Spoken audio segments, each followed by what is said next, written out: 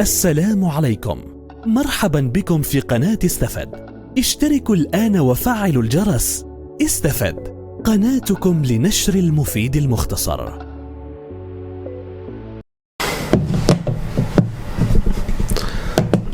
السلام عليكم ورحمة الله وبركاته متابعينا الكرام، أتمنى تكونوا بخير وفي أتم الصحة بإذن الله تعالى. الكثير منا في هذه الآونة الأخيرة يعاني من سعال والتهاب في الحلق ومشاكل في الحمى والبلغم، فبإذن الله تعالى قررت في هذه الحلقة أن أعمل لكم وصفة تزيل كل هذه المشاكل الصحية التي يعاني منها من يعاني من الإنفلونزا. فهذه الوصفة تهدئ السعال والتهاب الحلق وتمنع الإنفلونزا ونزلات البرد وتقلل من احتقان المجاري التنفسية وتهدئ السعال وسخونة الحلق.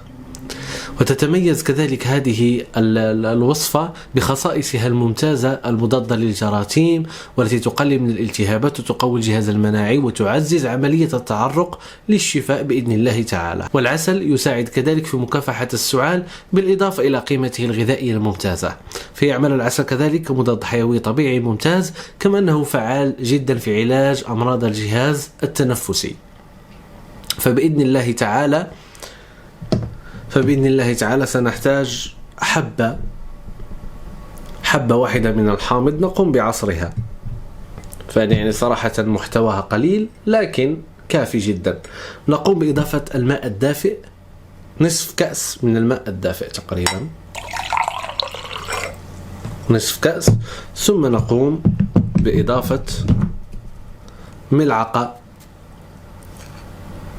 من القرفة أو القرفة، ملعقة واحدة صغيرة، ثم ملعقة صغيرة من الزنجبيل المطحون كذلك، وملعقة أو يعني تقريبا ربع ملعقة من القرنفل، ربع ملعقة من القرنفل.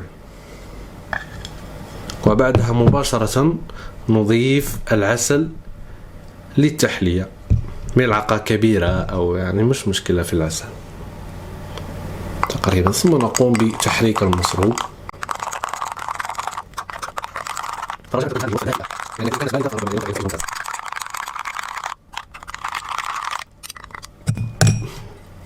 بسم الله.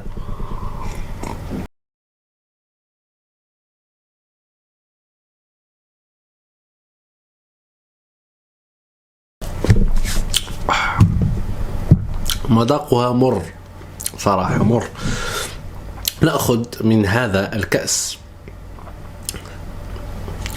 مذاقها مر صراحة لكن ممتازة جدا ومفيدة. نأخذ كأسين يوميا، كأس في الصباح وكأس في المساء قبل النوم. فهذه الوصفة طبيعية، لكن يجب الانتباه لمن يعاني من خفض نسبة السكر في الدم وارتفاع ضغط الدم. يمكنك استعمالها بمعدل كأس واحد يوميا لكن بجرعات أقل جدا جدا جدا مما قمت به. ليس المشكل في الحامض، المشكل في الزنجبيل وفي القرفة والقرنفل المطحون كذلك.